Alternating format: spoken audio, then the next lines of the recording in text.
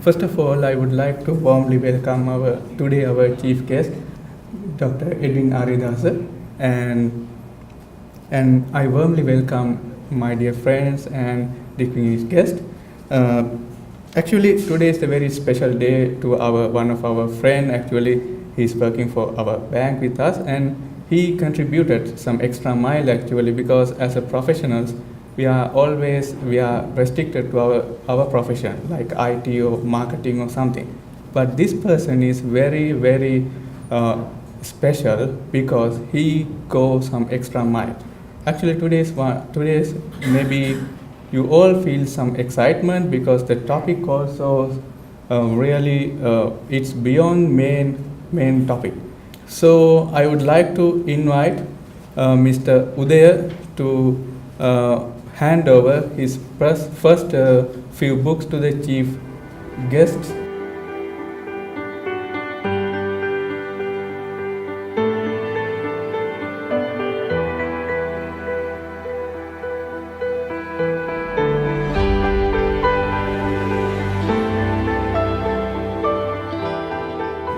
Honored Dr. Edwin Aridasa. Actually, may I call upon sir, come here to the podium and have a...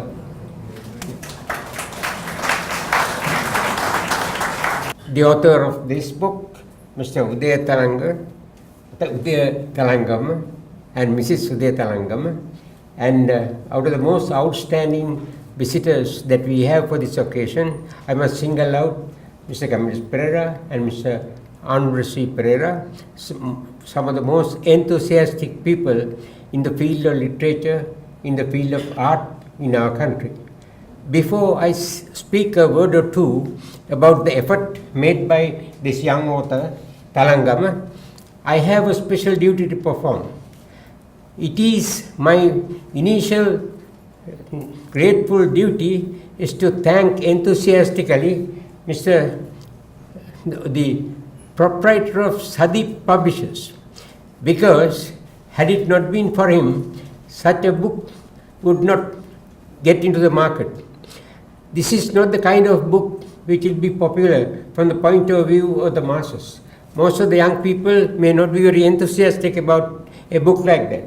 But our friend took a tremendous decision and found that this has to be printed. And on behalf of all of us, let's have some kind of congratulatory attitude towards him with at least a clapping.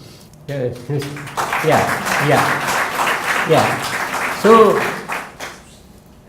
initially, when the matter came up, and when this young person came and asked me to be present at this launching of the book, I was wondering whether there was some kind of functional thing that I have to do. He said, I have to speak. I said, that's all right, I can speak about it. But he said, there's a restriction. As things are, he suggested I should speak both in Sinhala and English within a limited period of half an hour. How can you condense the universe into half an hour? It's a problem, but anyway, I'll try to meet that challenge. Number one, let us consider what he has been able to give us. He has created this book on a popular scientific theory that there is the possibility, a very strong possibility of what is described as Nibiru catalysm. This Nibiru cataclysm is the possibility of our Earth being blown out by an asteroid which is of the size and the shape of our own Earth, and that has been named in some instances as Planet X. But to my mind, this is an old kind of legend. In the face of all the developments that have taken place in the last few years, I am not too sure whether the scientific community is going to believe in such a possibility. Because now things are in place to meet asteroids on their way to our Earth, and if there is an impact that is going to harm us, they have a way of putting them aside. And also, when within the next 20 years, the scientists will find a way of interfering asteroids because they could do any kind of harm to our Mother Earth. And also, they have a way of getting rid of them in a variety of ways. They alter their path or they explode it so that it will not harm the earth in any way. So that is the reality. But I am quite keen to take a look at this legend. How did it come about?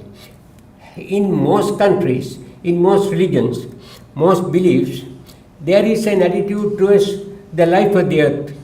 Most of the people believe that after a given period of time, our planet Earth will disappear. That is not built on any kind of scientific fact, but it is a kind of belief, a kind of folk belief as it were. In most cultures you find this. You take for instance, even the non-canonical literature of Buddhism. There is a work called Anagatavamsa Desana. It's not part of the Tripitaka, but it's outside the Tripitaka. But that also speaks of a time when the earth will be troubled and the whole of humanity may get wiped out. But when you talk about planet X and we talk about this Nibiru, you have to have something very clear in mind. There are two things here. Some people have the pessimistic attitude that the earth as a whole will be blown out. The whole of the earth will get out of the system. Some people believe that the mankind will become extinct like the dinosaurs 60 million years ago. So there are two different things. Whether mankind will disappear or whether their home, the planet will disappear totally. But whatever it is, let us take a look at some of the facts and some of the theories. Firstly, I like to concentrate, Reverend Sir, on the Buddhist attitude. This Buddhist attitude put down in a very thin work. It's not a huge, extensive study, but something like a sermon running to about 100 pages, I suppose. But even that book is extremely difficult to get at. There is a startling discussion about how mankind would end. According to this book entitled Anagatavamsa Desana, there will come a time when people become totally bent on crimes. They will become totally corrupt. They will become wild and evil. And murderers and people who are anti-human will be considered heroes. And people who kill will be considered the people who matter in society. There will come a time like that. When the majority of people become inclined that way, something really happens according to that particular book. A group of beings who are described as Kamachara Devatas, people who are associated with the earth, will come and warn the people about the forthcoming danger. A Kamachara Devata, Mr. from my point of view, is a person like Arthur C. Clarke, an individual who is interested in what is going to happen to mankind. Those people will come and warn them. The warning is this: if you keep on doing this kind of crime, and if you do not listen to some of the advice we give you, mankind is going to get totally destroyed. There is only one thing you can do. From now on, you have to have this in mind. In 7 days, a destructive rain will come. What's the name given to the rain? Mugasang Varusal. I wonder whether most of you would have heard about it. In popular jargon, people talk about Mugasang Varusal. This is a destructive rain. And these deities who have come to help mankind, tell them how to meet this destruction, how to meet this threat. They have told them, they tell them, don't get exposed to that rain. Remain inside. If you can, go into even a cave and don't expose yourself to that rain. If you expose yourself to that rain, you will become something like a demon. Even any other person you meet will look like an enemy. Even a blade of grass in your hand will be a weapon. There will be mass destruction. So therefore, pass this terrible rain inside the house or inside the cave. And once it is gone, come out and see what has happened. There were some people who laughed at the idea, according to this story. And there were some people who thought that this warning has to be heeded. It happened, they remained indoors, and after the 7 days of this terrible torrential downpour, destructive downpour, they came out. And what did they see? People had killed themselves. Almost all the people who were exposed to the rain had killed each other. And the place looked like a slaughterhouse. And they were really saddened. And from that day on, they became more and more virtuous. And a new era of prosperity came to the world. And in that new era, there were kingdoms called Ketumati kingdoms. To my mind, Ketumati is the skyscraper, Mr. Cameron. Because Ketumati, something that looks like a pinnacle. And what is the kind of life you lead there? The moment you walk along the road, if you feel like eating something, the vending machine will come and give you the food. Very much like what happens in a modern society. And people, whenever they want to have a certain amount of privacy while walking, palatial buildings will arise and they will be looked after. That kind of story was there. And that has been written down by an unknown priest somewhere during the Kandian period, and the book is titled Anagatavansadeshta. I recommend that to you, all of you. Then half my time is nearly gone, but still I have a few more points to make. The modern situation, I was talking to Mr. Rao about it.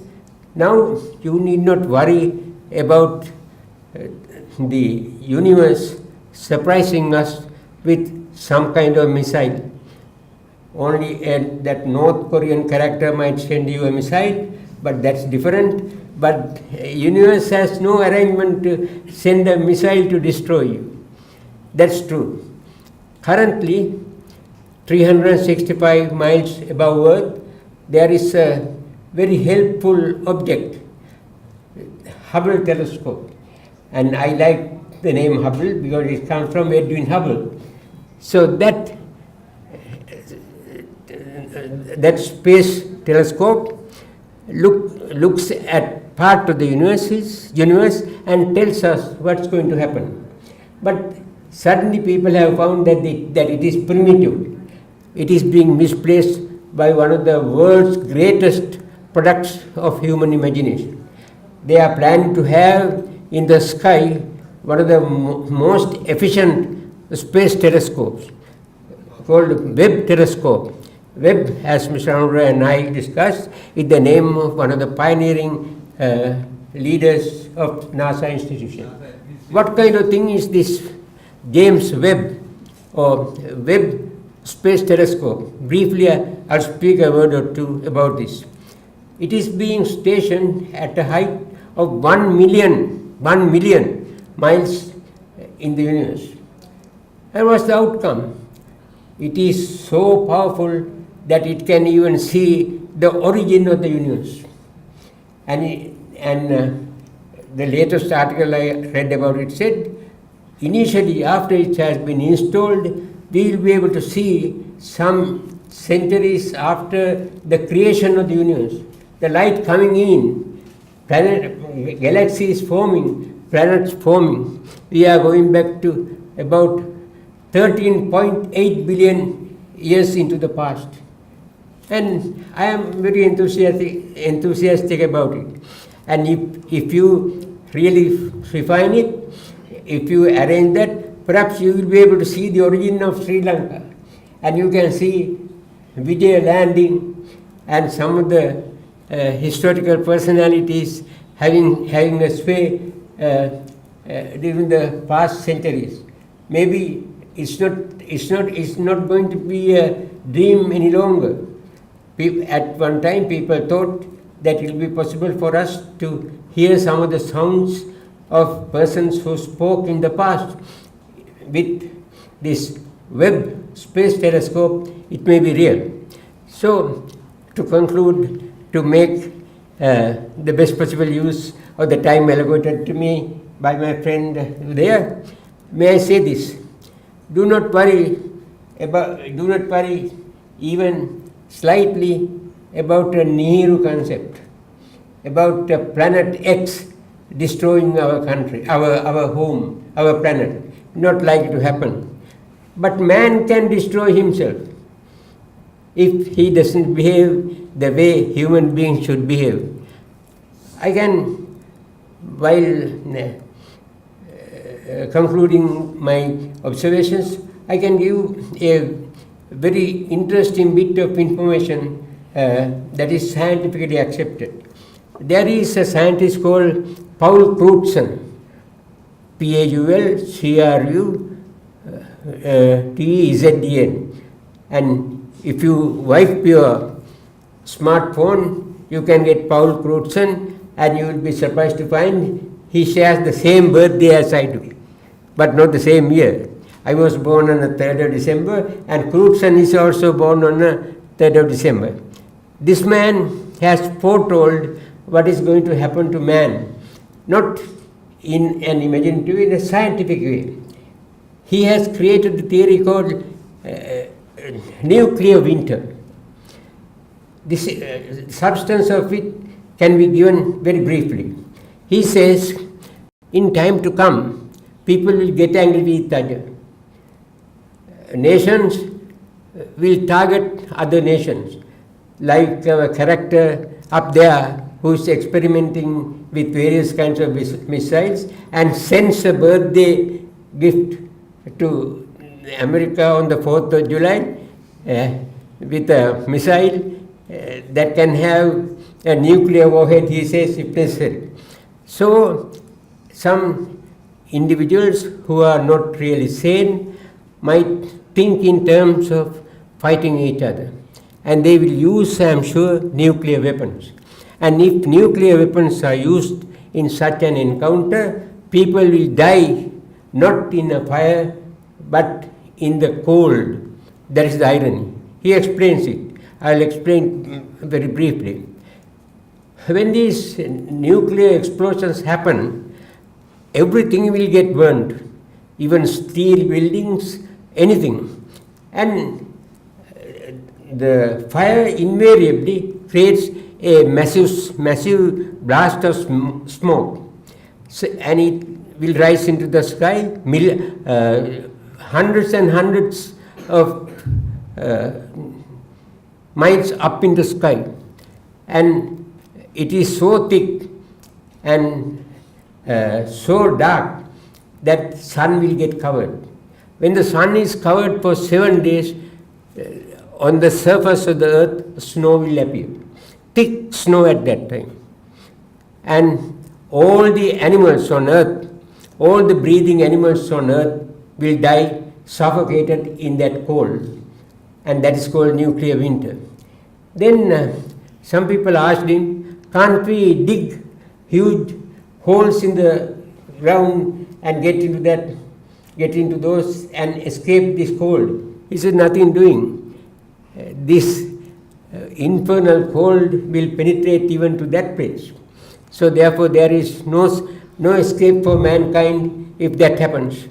They will have to wait until the smoke blows away and the sun comes back. By that time the whole of mankind would have gone. One particular point. Then he was asked, will anyone survive? Of course there are some who are the species that are likely to survive this intense anti-human cold. bed bugs and cockroaches. So, whole of mankind will be gone and the earth will be inherited by bed bugs and cockroaches. And he says, at the end of the cloud, there will be bright sunset, bright dawns. Who will be there to watch them? Cockroaches and bed bugs. Not a very pleasant idea at all.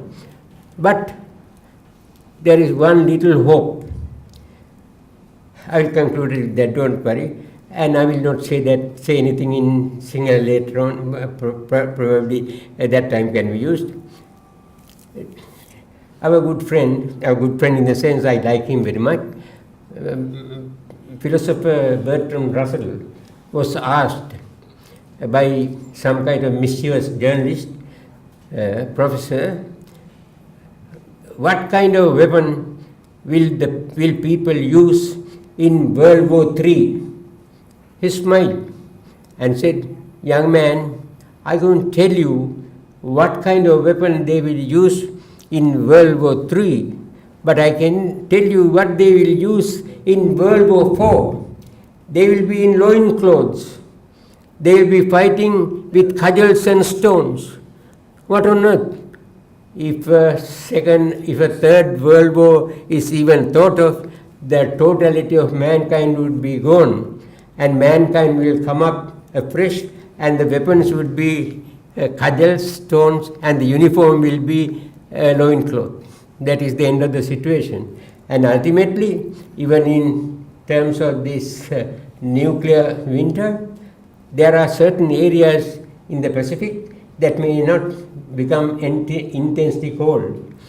Some human beings may get saved there. They will be the ancestors of mankind in years to come. So therefore, I suggest that can we please stand up for a minute, hoping that no harm will come either to mankind or to our home planet. Please stand up for just a short moment with a kind of blessing that we will be all right. All right, although our friend Udaya is worried about this Planet X.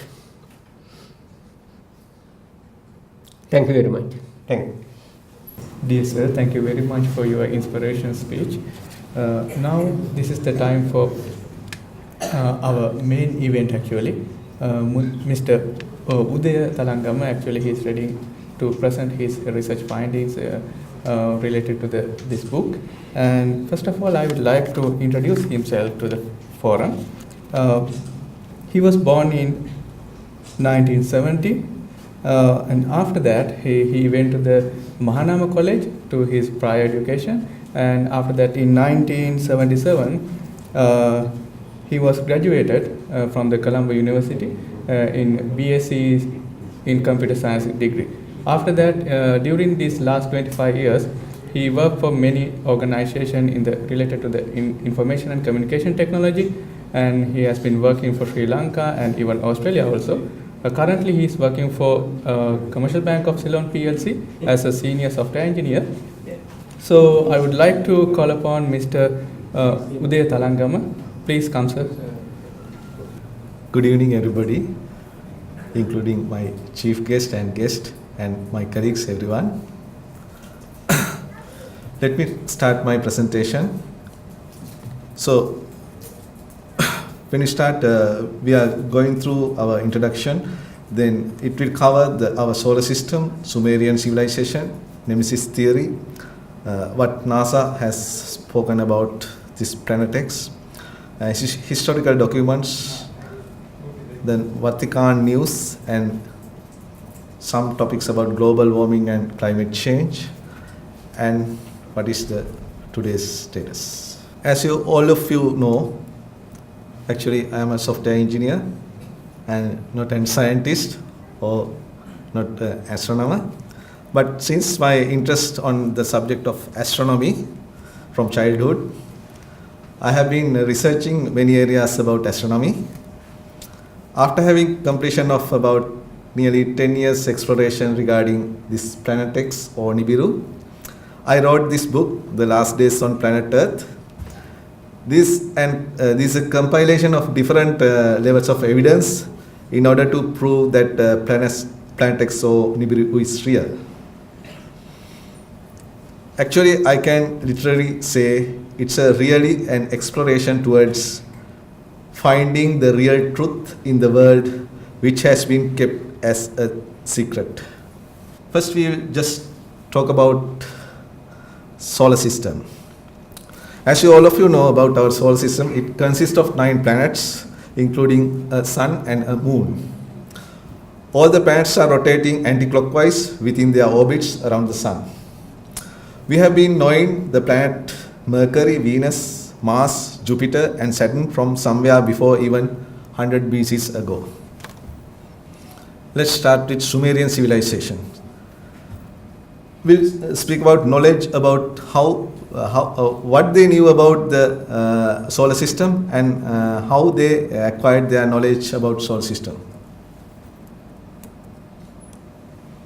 Ancient knowledge coming from various sources that can be verified through artifacts, tablets and things. We have evidence from ancient cultures that understood astronomically that will tell us that there is another planet called Nibiru in our solar system. Not only there is another planet in our solar system, but there are beings called Anunnaki that live on that planet.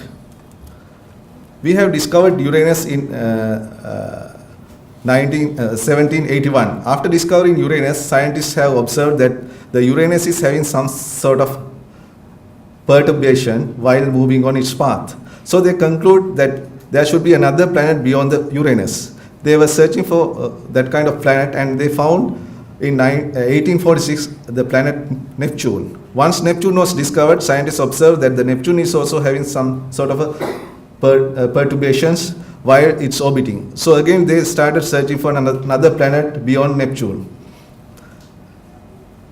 Finally they found the planet planet Pluto, but it seems not to be a right candidate for that because its mass is too small to influence Neptune. For decades they were searching for a real candidate that can influence on planet Neptune, but initially they couldn't find it. Have you seen this guy? His name is Zecharia Sitchin. He's a brilliant archaeologist who is known as Zecharia Sitchin, who studied on ancient civilizations, mainly focusing on Sumerian civilization. He did more than 50 years of research and he wrote a series of books mainly focusing on Sumerian legacy information.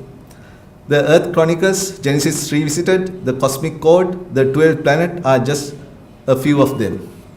Zecharia Sitchin is also a linguist who studied languages, is one of 222 people in the world. Why Zecharia Sitchin got my attention is because while all the other focus on one artifact, one word, but they don't put them into a bigger context. But Sitchin puts them in overall context and fully describing what they were and what they need, etc.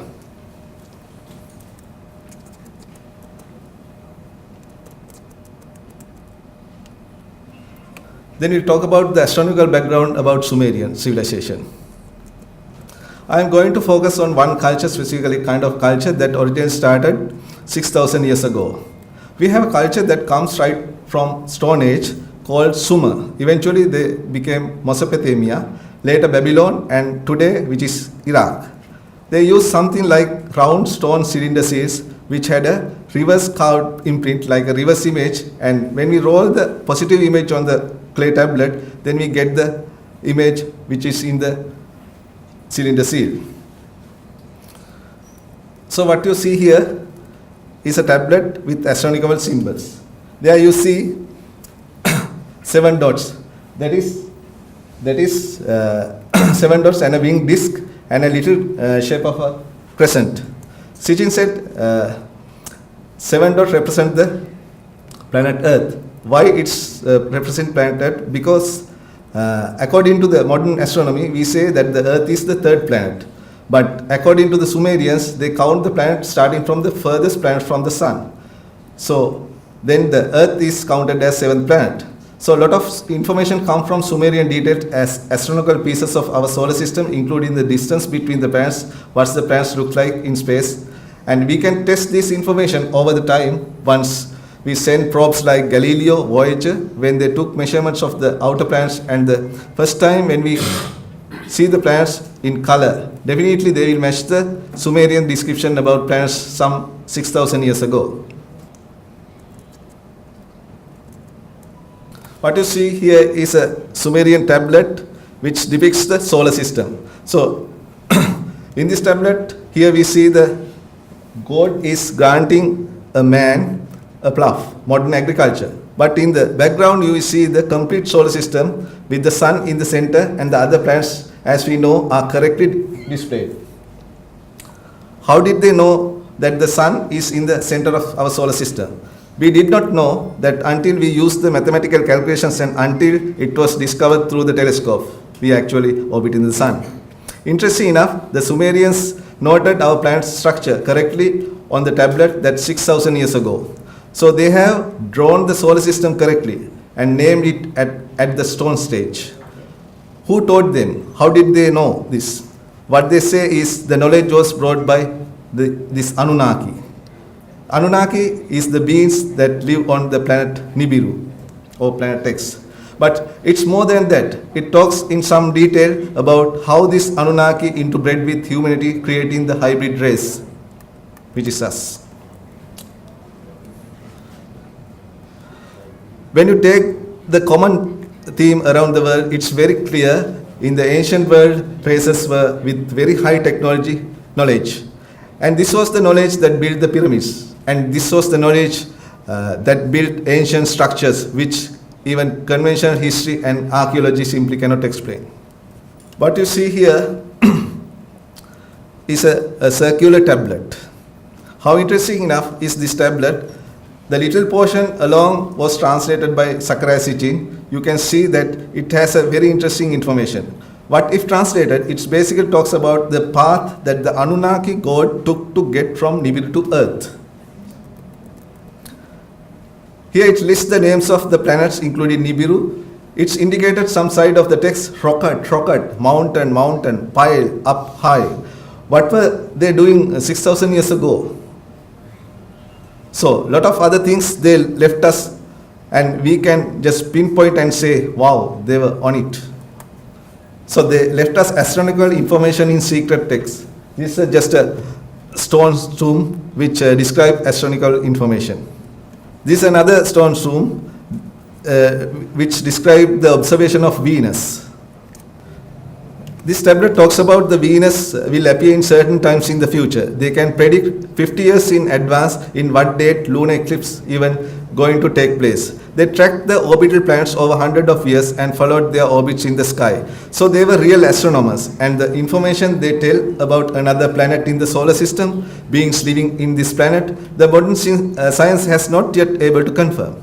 But after 1 or 2 or 100 coincidences that I am going to tell you is how could they know about all this information. The tablets were created from information and observation over 100 years. They were kept together as the reference books so that they could use them to interpret the meaning of certain events in order to find out how they would affect them. This tablet represents the glowing cross in the sky. This one is very interesting. You can see here a glowing cross in the sky. That's the actual symbol that Sumerian used to describe Nibiru. Nibiru is a planet of crossing, and it symbolizes very early stages as a glowing cross in the sky, where the gods came from. This is the way before the Christianity that describes the Jesus on the cross. So they actually had a little descriptions and cylinder series to note Nibiru. Early the Nibiru was depicted as a form of a cross. Here what you see is a different symbolic representation of winged stars. The glowing cross was eventually translated to other cultures as a winged disc. We can see the symbology being shown in the above stone. This is a cuneiform tablet telling the epic of creation. This is unbelievable. This this is a part of much longer story named Epic of Gilgamesh, and it is in the Epic of Creation, which is similar to the Genesis in 7 days of creation in the Bible. These are 11 tablets. This gives us much more detailed explanation about how Earth came to be and how we showed upon Earth. So there is a Sumerian tale in the Epic of Gilgamesh, and very early in our solar system, before the planets have become solid masses, another planet appears and they called it an intruder planet. And they said that this planet is attracted by the inner part of the solar system and got stuck into the inner part of our solar system. When doing so, it passed by Jupiter and got by inner planets with our Earth, then called Tiamat. It didn't actually hit our planet, but moon of planet X collided with our primitive planet Earth, Tiamat, so hard. That's how the asteroid belt and the moon created with initial collision and put Earth on a new orbit where it is currently now. So if you look at the solar system model that we have now, that's the orbit of planet X or Nibiru takes around the sun. If you see this figure, you will notice that enough room for another planet between Mars and Jupiter. When you consider the distance between all the planets, if you look between the orbits, there is clearly enough room for another large planet, which has been orbited there between Mars and Jupiter, where we have the asteroid belt now. With interesting breakdown of mathematics, I can show how many times the planet Nibiru have already passed by Earth. If you look at the initial time when the Sumerian described that the intruder planet got sucked in during the planet Earth formation, that was 4.7 billion years ago. Nibiru goes around the sun roughly once every 3,600 years. But if we do a simple calculation, then 4.7 billion years divided by just 3,600 years, it's already orbited through our inner part of solar system 1.35 million times. Over million times actually. Maybe it's not always causing its gravitational effects when it does pass by, and that is the next question. Everyone wondering is that whether we can see a Nibiru or planet X in our lifetime. Maybe we see a comet called Hale-Bopp. It's a large comet in the sky. I don't think that the astronomical event like planet X, which is 4 to 8 times the size of Earth, will ever be able to cover it up. The amateur community always much more keen even finding things like Shoemaker, Levinine, Hale-Bopp. So I have a faith. So however they will find it when it appears first. We have seen Armageddon, Deep Impact movies, but the professional community like NASA, they don't give us the quite full picture. So this leads to open an idea, hey, there could be something like that, and we need to have sort of mental preparation to face whatsoever going to happen. There is another interesting research that came out from Professor Richard Miller. He's theorized the nemesis. According to that, we have another asteroid belt that far away from our solar system that is called the Oort cloud. There's another planet orbiting with a failed sun. His model predicted that this extinction level events happened over millions of years. Why the dinosaurs were taken out was caused by discharging of debris and comets by Nemesis, which comes to inner part of our solar system. Why this is interesting again? We didn't know this until the Hubble and various other imaging developments. The most solar systems that we film out there are binary solar systems. They have 2 suns. So let's raise the question. We also may have binary system. While our sun is keep on working, the other one is brown dwarf, a failed sun that is no longer working. This model suggests the idea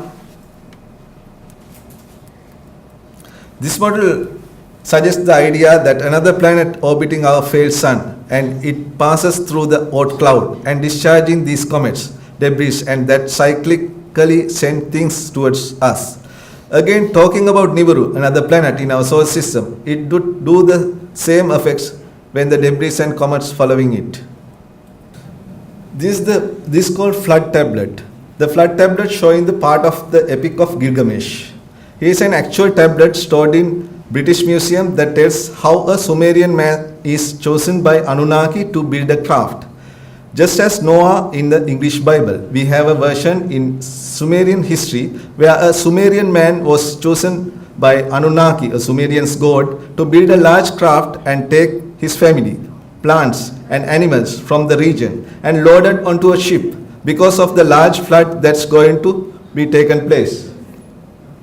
It also says due to the planet Nibiru passes by Earth in past, it caused one of the great ice sheet to crack off and the sea water level to be risen to higher level instantly. So we have a much longer tale explaining why there was a great flood. After the great flood, there were giants upon the earth.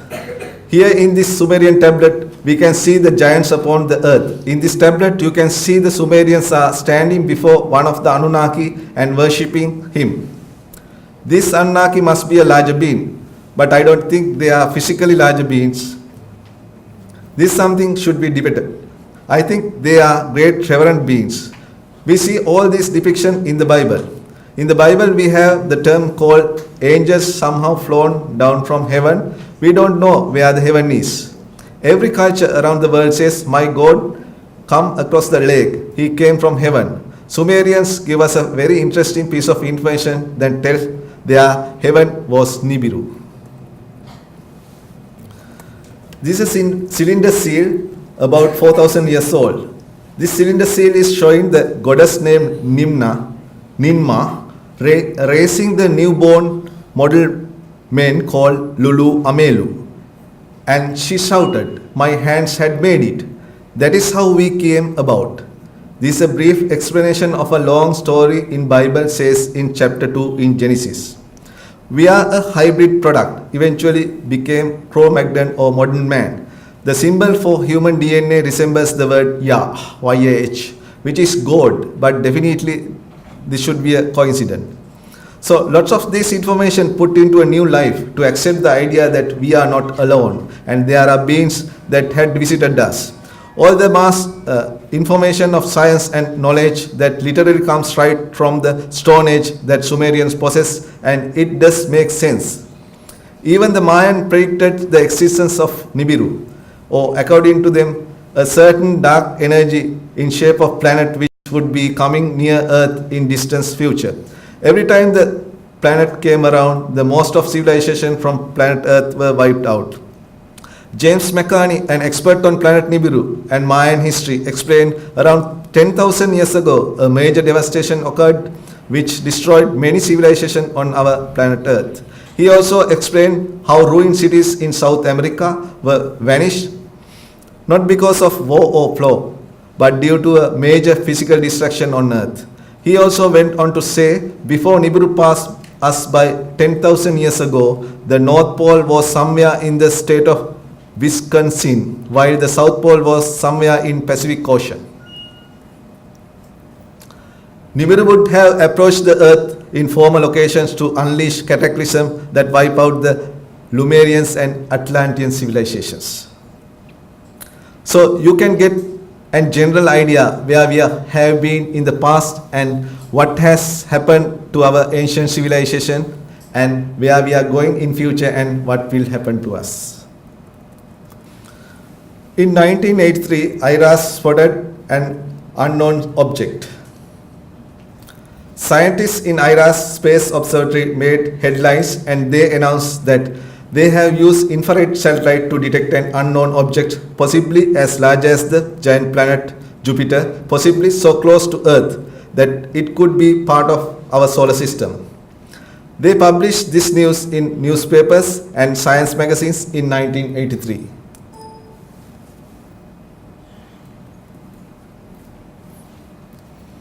So this is a newspaper showing the Planet X discovery which they have published in 1983. It says, Heavenly Body, a Mystery.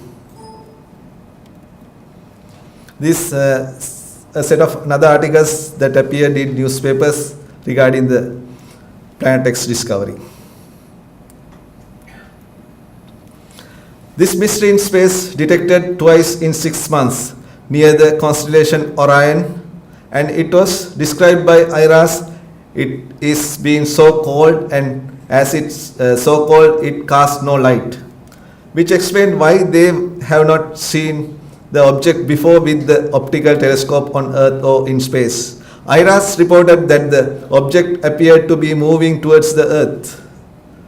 With the discovery of the unknown object, it seems conceivable that the search for the planet is finally over.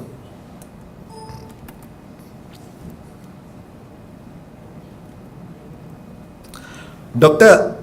Ray T. Reynolds of the Research Center of the California reported that other astronomers are so sure of the north of the 10th planet, and they think that nothing left but just to name it. But just 4 years later, in 1987, NASA announced that its two Pioneer spacecraft, which has exploded beyond the named planet since 1972, had failed, and any evidence to support speculations of Planet X is out there. So what had happened to this unknown object, the size of Jupiter? Could that had been a Planet X, and if so, NASA, is it hiding it?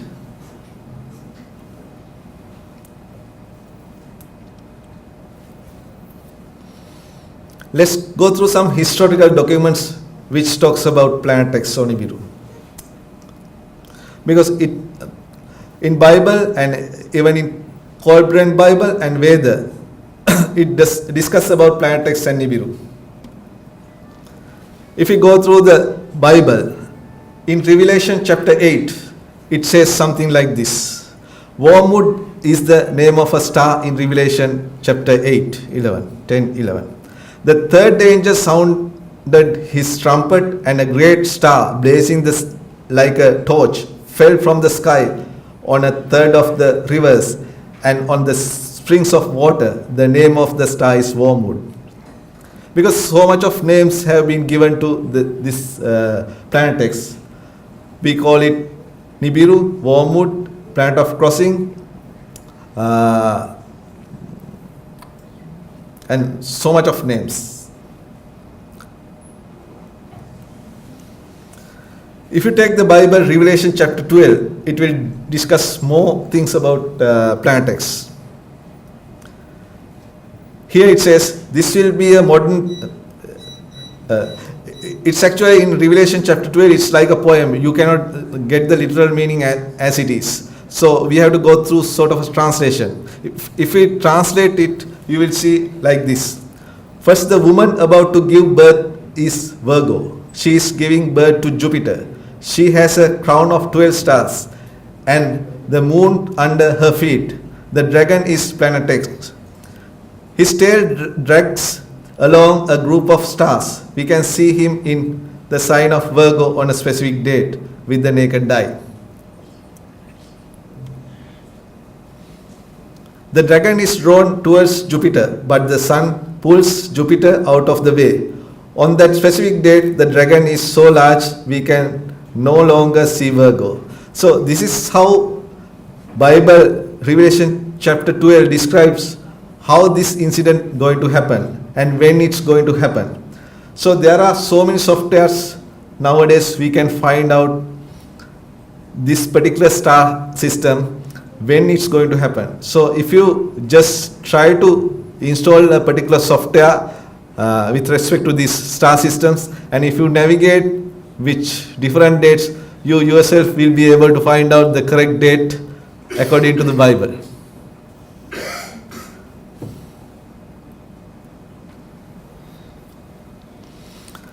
When you talk about the Colburn Bible, it's a parallel Bible located in Glastonbury in Scotland.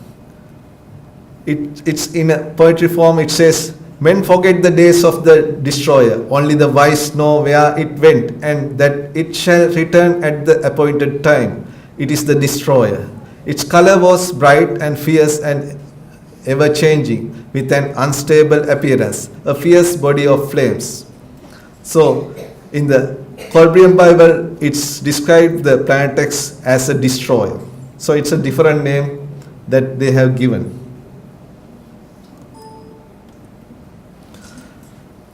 So if you talk about Vatican, you may be just knowing it's only a religious place, but it's more than that. It's on a large binocular telescope LBT in Arizona on Mount Graham near Tucson. They are looking for extrasolar planets and advanced alien intelligence. It is reported by Father Malachi, a Vatican insider, that he knew about an inbound planet which would cause the destruction of millions of people. He said it would look like a red cross in the sky when it appeared. He had indicated it would appear in near future. Father Malachi was a professor of paleontology at the Pontifical Biblical Institute of the Vatican. He was known to have criticized the Vatican for not releasing the full content of the third secret of Fatima. Father Martin was asked why the Vatican was so deeply involved in the exploration of deep space. He responded, because the mentality among us, those who are at the highest levels of Vatican administration and the geopolitics know what is going on in space and what is approaching us.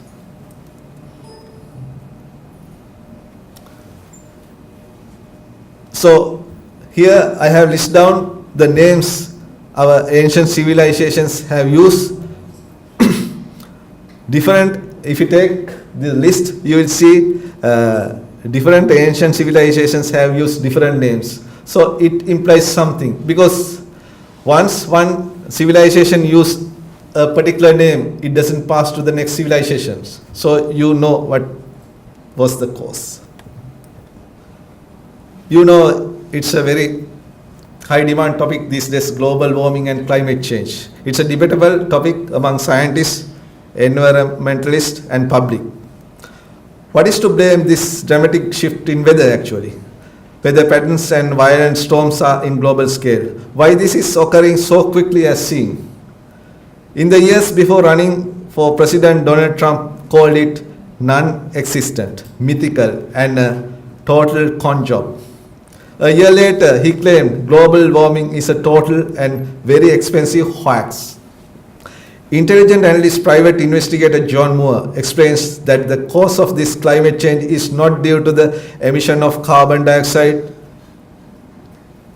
and pollution made by human activities, but it is due to the influence caused by the approach of planet X, Nibiru, interacting with our solar system. Moore explains that the global warming caused by humans is a giant conspiracy of the US government. So those are the past and the analysis what they have discovered. Now I have to tell you the current status. Today there is no hiding about this incoming solar system any longer. It consists of a dark star smaller than our sun, which hosts 7 orbiting bodies, some smaller than our moon, and a couple of them are larger than our Earth. The dark star is called Nemesis. The blue planet is called the blue Cassini. One of the planets that is larger than the Earth that is orbiting the dark star is called Nibiru. It is also known as the planet of crossing and the destroyer.